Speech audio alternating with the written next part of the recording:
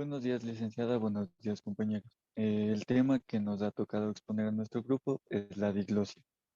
Las personas que van a participar en esta exposición son Andrea Gallardo, Samantha Cisneros, Jocelyn Sarmiento, Doménica Gualoto, Andrés Vegas y Brian Chiles. El término diglosia se refiere a las situaciones lingüísticas en las que usan dos variedades de una lengua por parte de una misma comunidad de hablantes. Por ejemplo, el árabe clásico y los diversos dialectos árabes. Em, con una, con el árabe clásico, que es el al-fuya, para usos religiosos y oficiales, mientras que las distintas variedades de árabe coloquial, el al-jamía, que se utiliza en en la comunicación familiar y cotidiana.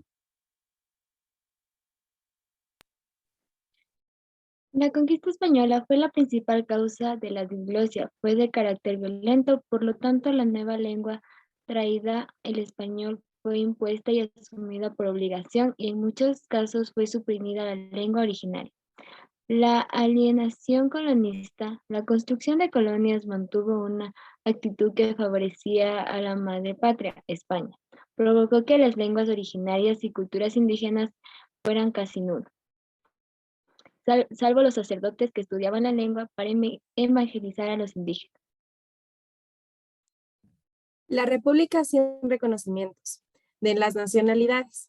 El nacimiento de nuestro país como república no tuvo en consideración la existencia durante un largo tiempo de ninguna de las 13 nacionalidades indígenas, menos a sus pueblos y culturas. Por un gran tiempo en la república solo existieron las comunidades mestizas blancas, sus lenguajes, sus costumbres y el castellano.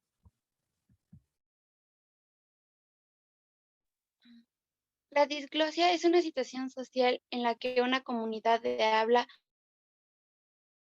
utiliza dos variedades en una lengua, la disglosia en sentido estricto, o dos lenguas distintas, disglosia en sentido amplio, en ámbitos y para funciones sociales diferentes. Cuando intervienen tres o más variedades o lenguas se habla de poliglosia, situación en la que coexisten dos lenguas en una comunidad de hablantes, de tal forma que por gozar una de ellas de mayor prestigio social que la otra, se emplean en ámbitos o circunstancias diferentes. La una es en ámbito familiar y la otra es de formal.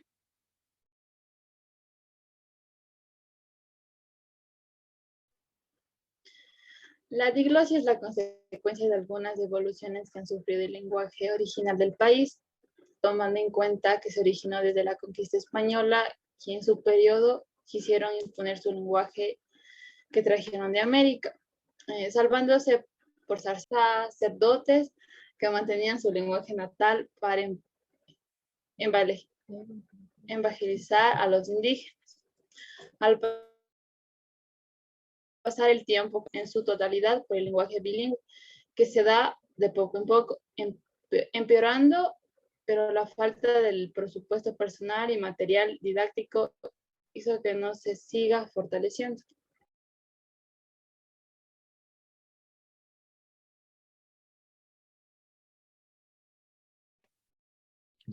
La diglosia es un bilingüismo, en especial cuando una de las lenguas goza de prestigio o privilegios sociales o políticos superiores. Estos dos conceptos son muy interesantes cuando se trata de contextos como el de nuestro país, en el que se convive varias lenguas, como lo demuestra el artículo 2 del primer capítulo de la Constitución, que dice: el castellano es el idioma oficial del Ecuador. El castellano, el quichua y el shuar son idiomas oficiales de relación intercultural, lo cual viene a darnos que el manejo de dos lenguas o dialecto dentro de una zona donde una predomina sobre la otra, es decir, generalmente una orden de formalidad y la otra de coloquial.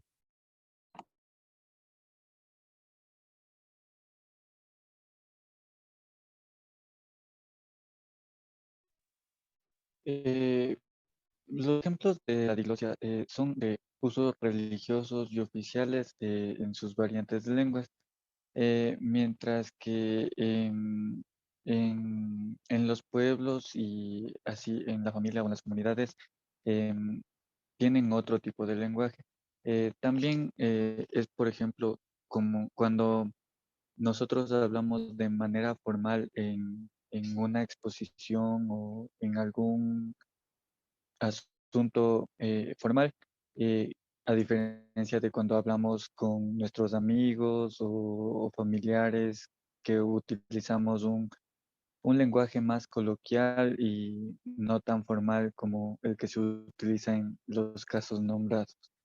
Muchas gracias por su atención prestada y esperamos que les haya gustado nuestra exposición.